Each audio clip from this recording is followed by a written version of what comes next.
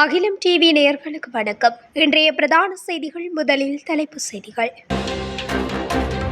20 லட்சம் சாரதி அனுமதி பத்திரங்களை ரத்து செய்ய அரசாங்கம் தீர்மானம். மனைவியின் மீது சந்தேகம், தீ வைத்து கொளுத்திய கணவன். செம்மணியில் தோண்ட தோண்ட பிணக்குவியல், புதைக்கப்பட்ட 600க்கும் மேற்பட்ட உடல்கள், அம்பலமாகும் உண்மைகள். கண்டி யாழ் ஏனையின் வீதியில் கோர விபத்து. யாழ்ப்பாணம் குருநகரில் வெடிமருந்துகள் மீட்பு. நுவரெலியாவில் 21 பேரை பலியெடுத்த கோர விபத்து. கந்தலாயில் 2 மோட்டார் சைக்கிள்கள் நேருக்கு நேர் மோதி விபத்து, ஒருவர் படுகாயம். தென்னிலங்கையில் நடந்த பயங்கரம், மகன் படுகொலை, தந்தை படுகாயம். தென்னாப்பிரிக்காவில் கடும் வெள்ளம், மாணவர்கள் உட்பட பலர் பலி. கொட்டி தீர்க்க போகும் கனமழை, விடுக்கப்பட்டுள்ள கடும் எச்சரிக்கை. தொடர்பான விரிவான செய்திகள். 2009க்கு முன்பு வழங்கப்பட்டு புதுப்பிக்கப்படாத அனைத்து சாரதி அனுமதி பத்திரங்களையும் ரத்து செய்வது குறித்து அரசாங்கம் பரிசீலனை செய்துள்ளது. இதற்கான போலீஸ் பரிந்துரைகளையும் கோரிக்கைகளையும் போலீஸ் திணைக்களத்திடம் அரசாங்கம் சமர்ப்பித்துள்ளது. அதன்படி இந்த விடயத்திற்கு மோட்டார் போக்குவரத்து ஆணையாளரை முழு பொறுப்பையும் ஏற்றுக்கொள்வதால் இந்த விரைவில் அந்த திணைக்களம் இது தொடர்பில் ஒரு தீர்மானத்தை எடுக்கும் என்று எதிர்பார்க்கப்படுவதாக சுட்டிக்காட்டப்படுகின்றது. நாட்டில் 10 மில்லியனுக்கும் அதிகமான மக்கள் மோட்டார் போக்குவரத்து துறையிடமிருந்து ஓட்டுநர் உரிமங்களை பெற்றுள்ளனர். மேலும் இவர்களில் 4 மில்லியனுக்கும் அதிகளவானோர் 2009க்கு முன்னர் பெறப்பட்ட ஓட்டுநர் உரிமங்களை கொண்டுள்ளனர். இவற்றில் 2 மில்லியனுக்கு அதிகமானவை கனரக வாகன ஓட்டுநர் உரிமங்கள். அவற்றை புதுப்பிப்பது கட்டாயமில்லை. அதன்படி 2009ஆம் ஆண்டுக்கு முன்பு பெறப்பட்ட சாரதி அனுமதி பத்திரங்களை ரத்து செய்யவும் புதிய சாரதி அனுமதி பத்திரங்களை வழங்கவும் நடவடிக்கை எடுக்கப்படவுள்ளதாக தெரிவிக்கப்பட்டுள்ளமை குறிப்பிடத்தக்கது. சிலாபம் அம்பகண்டவில பகுதியில் கணவன் ஒருவர் தனது மனைவியை தீ வைத்து கொளுத்திய சம்பவம் இடம்பெற்றுள்ளது. கடுமையான காயங்களுக்கு உள்ளான மனைவி சிலாபம் வைத்தியசாலையில் சில நாட்கள் சிகிச்சை பெற்று வந்த நிலையில் நேற்றைய தினம் உயிரிழந்துள்ளார். தனது மனைவிக்கு வேறு ஒரு ஆணுடன் தொடர்பிருப்பதாக சந்தேகம் கொண்ட கணவர் இவ்வாறு மனைவியை தீ வைத்து கொளுத்தியதாக தெரிவிக்கப்படுகின்றது.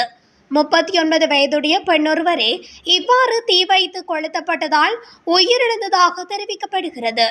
மேலும் குறித்த கணவர் நேற்றைய தினம் இரவு கைது செய்யப்பட்டதுடன் சம்பவம் தொடர்பான மேலதிக விசாரணைகளை சிலாபம் போலீசார் மேற்கொண்டு வருகின்றனர். அண்மை காலமாக சமூக வலைதளங்களில் வலிகளால் நிறைந்து உச்சகட்ட ஆதங்கத்தை வெளிப்படுத்தும் விதத்தில் பகிரப்பட்டு வரும் விடயம்தான் யாழில் அண்மையில் கண்டுபிடிக்கப்பட்ட மனித எலும்புக்கூடுகள் குறித்த பதிவுகள் மற்றும் செய்திகளும் வெளியாகியுள்ளன. யாழ்ப்பாணம் அரியாலை செம்மணி சித்துப்பாத்தி மயானத்தில் மனித மண்டையோடு உள்ளிட்ட உடலங்களின் பாகங்கள் அண்மையில் அடையாளம் காணப்பட்டது. இந்த விடயம் காட்டு தீயாய் சமூக வலைதளங்களில் பரவிய நிலையில் உள்நாடு உட்பட சர்வதேச அளவில் இது பாரிய அதிர்வலையை கிளப்பியிருந்தது. காரணம், நாட்டில் இனப்படுகொலை என்ற ஒன்று இடம்பெறவில்லை என காலம் காலமாய் தெரிவித்து வந்த அரசுக்கு இவ்வாறு எலும்புக்கூடுகள் கண்டுபிடிக்கப்பட்டிருப்பது பாரிய அதிர்ச்சியை கிளப்பியுள்ளது. இந்த நிலையில் இதுவரையில் செம்மணியில் 628 தமிழ் மக்கள் வரையில் கொன்று புதைக்கப்பட்டுள்ளதாகவும் இதுகுறித்த தகுந்த ஆதாரங்கள் இருப்பதாகவும் செம்மணியில் மனித எலும்புக்கூடுகளை முதலில் கண்ட நபர் வைத்தியலிங்கம் கிருபாகரன் என்பது தெரிவித்துள்ளார். குறித்த விடயத்தை அவர் நேர்காணல் ஒன்றில் கலந்து கொண்டு கருத்து வெளியிடும் போது குறிப்பிட்டுள்ளார்.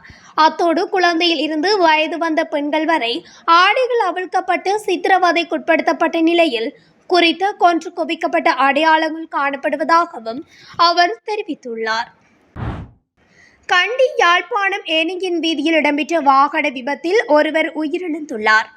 ஏனையின் வீதியின் கட்டுகஸ்தோட்டை நகரில் குறித்த விபத்து இடம்பெற்றுள்ளது. சம்பவம் தொடர்பில் மேலும் தெரிய வருகையில் அனுராதபுரத்தில் இருந்து கண்டி நோக்கி பயணித்த பேருந்து ஒன்று வீதியை விட்டு விலகி வீதியோரத்தில் நிறுத்தப்பட்டிருந்த முச்சக்கர வண்டி மற்றும் மோட்டார் சைக்கிளை மோதி விபத்துக்குள்ளானது. இதையடுத்து விபத்தில் பலத்த காயமடைந்த முச்சக்கர வண்டி சாரதி கண்டி வைத்தியசாலையில் அனுமதிக்கப்பட்டதன் பின்னர் உயிரிழந்துள்ளார். இந்த விபத்து சம்பவத்தில் 58 வயதுடைய பரகுட அழுதணிய பிரதேசத்தைச் சேர்ந்த ஒருவரே உயிரிழந்துள்ளார். சடலம் கண்டி வைத்தியசாலையின் பிரேத அறையில் வைக்கப்பட்டுள்ள நிலையில் விபத்து தொடர்பில் 41 வயதுடைய பேருந்தின் சாரதி கைது செய்யப்பட்டுள்ளார். சம்பவம் தொடர்பான மேலதிக விசாரணைகளை கடுகஸ்தோட்டை காவல்துறையினர் மேற்கொண்டு வருகின்றமை குறிப்பிடத்தக்கது. யாழ்ப்பாணம் குருநகர் பகுதியிலிருந்து ஒரு தொகை டைனமைட் வெடிமருந்துகள் மீட்கப்பட்டுள்ளன. யாழ்ப்பாணம் போலீஸ் விசேட அதிரடிப்படையினருக்கு கிடைத்த தகவலுக்கு அமைய வெடிமருந்துகள் மீட்கப்பட்டுள்ளது. மீட்கப்பட்ட வெடிமருந்துகளை மேலதிக சட்ட நடவடிக்கைக்காக யாழ்ப்பாணம் போலீஸ் நிலையத்தில் ஒப்படைத்துள்ளனர். சம்பவம் தொடர்பில் எவரும் கைது செய்யப்படாத நிலையில் போலீசார் மேலதிக விசாரணைகளை முன்னெடுத்துள்ளனர். கொத்மலை கெரண்டியல பஸ் விபத்தில் பலர் உயிரிழந்த சம்பவத்தில் விபத்து ஏற்பட்டமைக்காக வீதி அபிவிருத்தி அதிகார சபைக்கு எதிராக வழக்கு தொடரப்படும் என்று விபத்து தொடர்பில் விசாரணை மேற்கொள்ள நியமிக்கப்பட்ட குழுவின் தலைவரும் சிரேஷ்ட பிரதி போலீஸ் மா அதிபர் அஜித் ரோகன தெரிவித்துள்ளார். பத்திரமுள்ள சுகீர் ரூபாயவில் உள்ள பொதுமக்கள் பாதுகாப்பு அமைச்சில் இன்று நடைபெற்ற ஊடகவியலாளர் சந்திப்பில் அவர் இதனை தெரிவித்துள்ளார். விபத்து தொடர்பான விசாரணை குழுவின் அறிக்கை இதன்போது பொதுமக்கள் பாதுகாப்பு அமைச்சர் ஆனந்த விஜயபாலவிடம் ஒப்படைத்தார். விபத்து நடந்த இடத்தில் இரும்பு வேலிகள், கொங்கிரீட் தூண்கள், மின்குமிழ்கள், வீதி வேக தடைகள் அல்லது வீதி சமைச்சை பலகைகள் எதுவும் இல்லை என்பதால் விபத்துக்கு வீதி அபிவிருத்தி அதிகார சபையும் காரணம் என அஜித் ரோகன தெரிவித்துள்ளார். பஸ் 13 மணி நேரத்துக்கு பயணிக்க தேசிய போக்குவரத்து ஆணைக்குழுவிடம் அனுமதி பெறவில்லை என்றும், எனவே பேருந்தின் பதிவு செய்யப்பட்ட உரிமையாளரான போக்குவரத்து ஆணைக்குழு மற்றும் கதிர்காமம் இலங்கை போக்குவரத்து சபைக்கும் எதிராக சட்ட நடவடிக்கை எடுக்கப்படும் என்று அவர் மேலும் தெரிவித்துள்ளார். கந்தளாய் போலீஸ் பிரிவுக்குட்பட்ட பேராறு பகுதியில் நேற்று மாலை இடம்பெற்ற வீதி விபத்தில் ஒருவர் பலத்த காயமடைந்துள்ளார். 2 மோட்டார் சைக்கிள்கள் நேருக்கு நேர் மோதியதில் காயமடைந்த நபர் கந்தளாய் மருத்துவமனையில் அனுமதிக்கப்பட்டுள்ளதாக போலீசார் தெரிவித்தனர். விபத்தில் பாதிக்கப்பட்டவர் கந்தளாய் 1ஆம் கொலனியைச் சேர்ந்த 60 வயதுடையவர் என அடையாளம் காணப்பட்டுள்ளார்.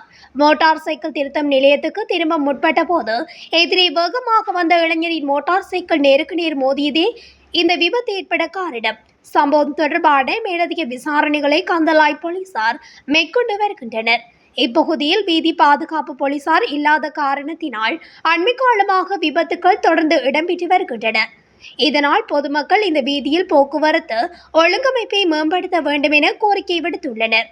மேலும் பாடசாலை மாணவர்களும் சிறுவர்களும் வீதியில் பயணிக்க அச்சப்படுவதாகவும் பெற்றோர்கள் கவலை வெளியிட்டுள்ளனர். களுத்துறை மத்துகம பகுதியில் நேற்று இரவு இருவர் மீது வாள்வெட்டு தாக்குதல் நடத்தப்பட்டுள்ளது. இதில் படுகாயமடைந்த களுத்துறை நாகட மருத்துவமனையில் அனுமதிக்கப்பட்ட ஒருவர் உயிரிழந்துள்ளதாக மத்துகம போலீசார் தெரிவித்தனர். உயிரிழந்தவர் 23 வயதுடையவர் எனவும் காயமடைந்தவர் 51 வயதுடையவரை தந்தை எனவும் தெரிவிக்கப்பட்டுள்ளது. மது விருந்தில் காயமடைந்த தந்தையின் சகோதரர்களில் ஒருவருடன் நபர் வாக்குவாதத்தில் ஈடுபட்டுள்ளார். இரு தரப்பினரும் அந்த இடத்தை விட்டு வெளியேறி பின்னர் வேறு பகுதியில் மற்றொரு வாக்குவாதத்தை தொடங்கியுள்ளனர். உயிரிழந்த இளைஞனும் காயமடைந்த நபரும் வாக்குவாதத்தில் தலையிட்டுள்ளனர். வாக்குவாதத்தை தொடங்கிய மற்றொரு நபர் கூர்மையான ஆயுதத்தால் தந்தை மற்றும் மகனை தாக்கி காயப்படுத்தியுள்ளார். மேலும் விசாரணைகளின் போது காயமடைந்தவர்களை களுத்துறை நாகட மருத்துவமனையில் அப்பகுதி மக்கள் அனுமதித்த போது ஒருவர் உயிரிழந்ததாக தெரியவந்துள்ளது. சம்பவத்தின் பின்னர் சந்தேக நபர் தப்பிச் சென்றுள்ளார். உடல் களுத்துறை நாகட மருத்துவமனையின் பிரேத அறையில் வைக்கப்பட்டுள்ளது. தென்னாப்பிரிக்காவில் ஏற்பட்ட வெள்ளத்தில் குறைந்தது 49 பேர் உயிரிழந்ததாக அதிகாரிகள் அறிவித்துள்ளனர். வெள்ளத்தினால் பாடசாலை பேருந்து ஒன்று இழுத்துச் செல்லப்பட்டதில் உயிரிழந்த மாணவர்களும் அடங்கியுள்ளனர். தென்னாப்பிரிக்காவின் சில பகுதிகளில் கடுமையான குளிர் நிலவி வருவதால் மழை மற்றும் பனி காரணமாக வெள்ளம் ஏற்பட்டுள்ளது. மிகவும் பாதிக்கப்பட்ட மாகாணங்களில் ஒன்றான கிழக்கு கேப்பில் பகுதியிலிருந்து வெள்ளத்தினால் பலர் வீடுகளை விட்டு வெளியேறியுள்ளனர். இந்நிலையில் நேற்று டெகோவிக்னி என்ற கிராமத்தில் பாடசாலை செல்லும் வழியில் ஒரு பேருந்து ஆற்றில் அடித்துச் செல்லப்பட்டதாக செய்திகள் வெளியாகின. இந்த பேருந்தில் மாணவர்கள், பேருந்து ஓட்டுநர் மற்றும் அவரது உதவியாளர் உட்பட 13 பேர் சம்பவ நேரம் பயணித்ததாக மாகாண அரசாங்கம் தெரிவித்துள்ளது. துரதிர்ஷ்டவசமாக அந்த மாணவர்களின் 4 பேரும் ஓட்டுநர் மற்றும் நடத்துனரும் இறந்துவிட்டதாக உறுதிப்படுத்தப்பட்டுள்ளது. மேலும் 4 பேரை காணவில்லை எனவும் மீட்புக் குழுக்கள் இன்னும் சடலங்களை தேடி வருவதாகவும் தெரிவிக்கப்படுகிறது. மேல் சப்ரகமுவ மத்திய தென் மற்றும் வடமேல் மாகாணங்களில் மழை அல்லது இடியுடன் கூடிய மழை பெய்யக்கூடும் என தெரிவிக்கப்பட்டுள்ளது.